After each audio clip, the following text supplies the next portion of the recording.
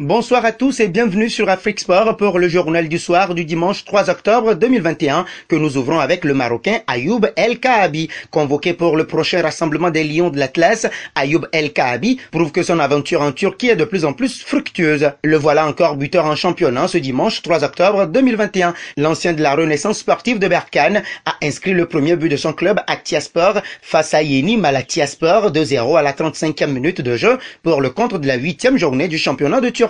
Avec 4 buts à son actif en 7 apparitions, le Marocain est à une longueur du sommet du classement des meilleurs buteurs de Super League. Son adaptation a été rapide. Au classement de Super League, Aktiaspor est 4e avec 16 points au compteur, 5 victoires, 1 nul et 2 défaites. Toujours dans le royaume chérifien, le bal des entraîneurs retient les attentions. Abderrahim Nejar a disputé samedi 2 octobre son dernier match en tant qu'entraîneur du Youssoufia de Bereshid. Son équipe a essuyé une sévère défaite contre le Maghreb de Fès pour le compte de la 5e journée de la Botola Pro D1. Le Keb occupe la triste 14e place avec 4 points après un nul, une victoire et 3 nuls. Je rejoindrai la direction technique. En revanche, un entraîneur égyptien arrivera mercredi prochain pour prendre les commandes du club, s'est-il contenté de dire. Parlons mercato à présent avec l'Atlético de Madrid. Les Colchoneros visent un international brésilien pour renforcer leur défense. Diego Simeone aimerait obtenir l'avenue d'un défenseur central. Ainsi, selon les informations du média Record,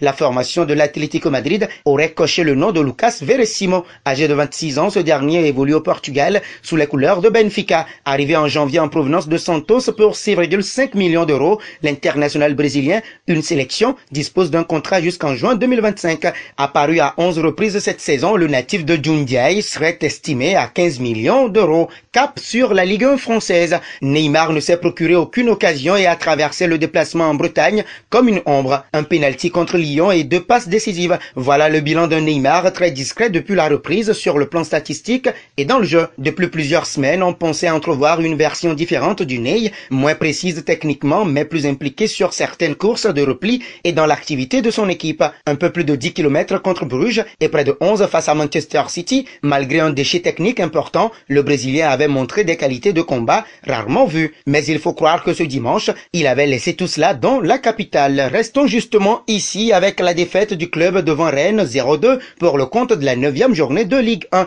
Au micro d'Amazon Vidéo, l'entraîneur parisien Mauricio Pochettino a déploré le scénario de la partie qui a plombé ses joueurs. On se sent vraiment triste parce que l'on a fait les meilleures 25 ou 30 minutes de la saison. Le problème, c'est que l'on n'a pas marqué. Encaisser un but avant et après la mi-temps a été vraiment dur pour l'équipe.